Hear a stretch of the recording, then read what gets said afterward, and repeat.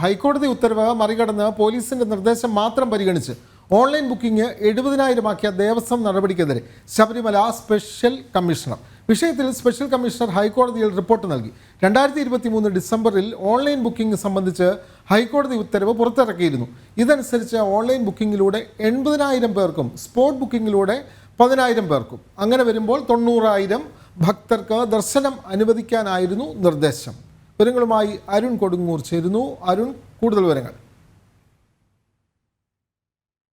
തീർച്ചയായും ഈ മണ്ഡലകാലം തുടങ്ങുന്നതിന് മുമ്പുള്ള ഏറ്റവും വലിയ ഒരു വിവാദങ്ങളിലൊന്നായിരുന്നു ഈ തീർത്ഥാടകരുടെ എണ്ണം വെട്ടിക്കുറയ്ക്കാനുള്ള ദേവസ്വം ബോർഡിന്റെ നടപടി. ഇത് ഹൈക്കോടതിയുടെയും അതോടൊപ്പം തന്നെ പോലീസിന്റെയും ഇടപെടൽ കൊണ്ടായിരുന്നു എന്നാണ് സുരക്ഷാ ക്രമീകരണങ്ങളെ മുൻനിർത്തിയാണ് എന്നാണ് ദേവസ്വം ബോർഡ് പറഞ്ഞിരുന്നത്. പക്ഷേ അതിൽ ഏറ്റവും പ്രധാനപ്പെട്ട ഒരു കാര്യം തന്നെയാണ് ഇപ്പോൾ പുറത്തു വരുന്നത്. ഇത് സംബന്ധിച്ച് സ്പെഷ്യൽ കമ്മീഷണർ ഹൈക്കോടതിയിൽ കഴിഞ്ഞ ദിവസം ഒരു റിപ്പോർട്ട് നൽകിയിരുന്നു. അതിൽ പറയുന്നത് കൃത്യമായി പറയുന്നു, 2023 ഇത് സംബന്ധിച്ച ഓൺലൈൻ ബുക്കിംഗ് സംബന്ധിച്ച കൃത്യമായ ഹൈക്കോടതിയുടെ ഒരു വിധി ഉണ്ടായിരുന്നു. അതിൽ കൃത്യമായി പറയുന്നു 80,000 പേരെ ഓൺലൈൻ ബുക്കിങ്ങിലൂടെ സന്നിധാനത്തേക്ക് എത്താൻ കഴിയും. അതോടൊപ്പം തന്നെ സ്പോട്ട് ബുക്കിങ്ങിലൂടെ 10,000 പേരെയും, അങ്ങനെ 90,000 പേരെ ഒരു ദിവസം സന്നിധാനത്തേക്ക് എത്തിക്കാൻ കഴിയും എന്നുള്ള ഒരു അനുവാദമായിരുന്നു ഹൈക്കോടതി നൽകിയിരുന്നത്. അതോടൊപ്പം തന്നെ ഈ ഓൺലൈൻ ബുക്കിങ്ങിൽ കുറവുണ്ടായാൽ അതിനനുസരിച്ച് സ്പോട്ട് ബുക്കിങ്ങിലൂടെ ആ ആളുകൾക്ക് എണ്ണം വർദ്ധിപ്പിക്കാനുള്ള ഒരു നടപടിയിലേക്ക് പോകാം എന്നുകൂടി കൃത്യമായി ഈ ഹൈക്കോടതി പറഞ്ഞു വെക്കുന്നുണ്ട്.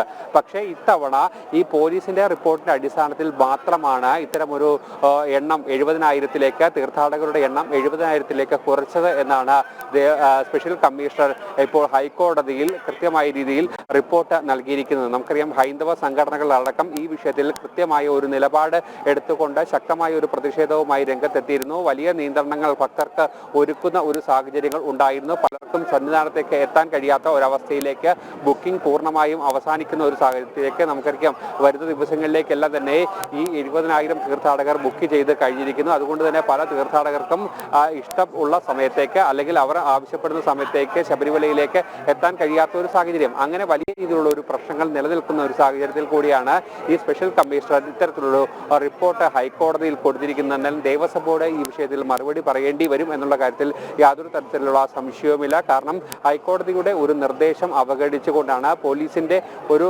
കാര്യങ്ങൾ മാത്രം, പോലീസ് പറയുന്നത് കേട്ടുകൊണ്ടുള്ള ഒരു നടപടി മാത്രമാണ് ഇപ്പോൾ ചെയ്തത് എന്നുള്ള കാര്യത്തിൽ സംശയമില്ല. ഏതായാലും 10,000-ലധികം തീർത്ഥാടകർക്ക് ഒരു ദിവസം കൂടി ദർശനം അനുവദിക്കേണ്ട ഒരു സാഹചര്യം കൂടി അത് ഇല്ലാതാക്കുന്ന നടപടിയാണ് ദേവസ്വം ബോർഡിന്റെ ഭാഗത്തുനിന്നുണ്ടായിരുന്നത്. എന്നാൽ സുരക്ഷാ ക്രമീകരണങ്ങൾ തന്നെയാണ് ഇതിലൊരു പ്രധാന പ്രശ്നമായി ദേവസ്വം ബോർഡ് ചൂണ്ടിക്കാട്ടിയിരിക്കുന്നത്. അത് കഴിഞ്ഞ തവണത്തേക്ക് അനുഭവങ്ങൾ മുന്നിൽ വെച്ചുകൊണ്ടുള്ള കാര്യങ്ങളാണ്. പക്ഷേ ഇവിടെ അടിസ്ഥാന സൗകര്യങ്ങൾ ഒരുക്കി ഇത്തരത്തിൽ തീർത്ഥാടകർ എത്തുമ്പോൾ അവർക്ക് വേണ്ട സജ്ജീകരണങ്ങളൊക്കെ തന്നെ ഒരുക്കിയാൽ യാതൊരു തരത്തിലുള്ള പ്രശ്നങ്ങളും പ്രതിസന്ധികളും ഇല്ലാതെ മുന്നോട്ട് പോകാം. പക്ഷേ അത്തരത്തിലുള്ള അടിസ്ഥാന സൗകര്യങ്ങൾ ഒരുക്കാതെ തീർത്ഥാടകരുടെ എണ്ണം വെട്ടിക്കുറച്ചുകൊണ്ട് ദർശനത്തിനുള്ള സൗകര്യം വെട്ടിക്കുറച്ചുകൊണ്ടുള്ള ഈ അടിസ്ഥാന സൗകര്യം ഒരുക്കാതെ മുന്നോട്ട് പോകാൻ തന്നെയായിരുന്നു ദേവസ്വം ബോർഡ് ചിന്തിച്ചിരുന്നത്. അതിന്റെ ഭാഗമായി തന്നെയാണ് ഈ പോലീസിന്റെ നിർദ്ദേശം അനുസരിച്ചുള്ള ഈ ഒരു നടപടിയിലേക്ക് കടന്നതെന്നാണ് നമുക്ക് മനസ്സിലാക്കുന്നത്. എന്തായാലും ദേവസ്വം ബോർഡ് ഈ വിഷയത്തിൽ കൃത്യമായ വിശദീകരണം പറയേണ്ടി വരും. എന്തായാലും റിപ്പോർട്ട് ഇപ്പോൾ ഹൈക്കോടതിയിൽ സമർപ്പിച്ചിരിക്കുകയാണ്. അതിന്റെ തുടർ നടപടികൾ എന്തായാലും ഹൈക്കോടതിയുടെ ഭാഗത്തുനിന്നും ഉണ്ടാകുമെന്നാണ് നമ്മൾ പ്രതീക്ഷിക്കുകയും ചെയ്യുന്നത്.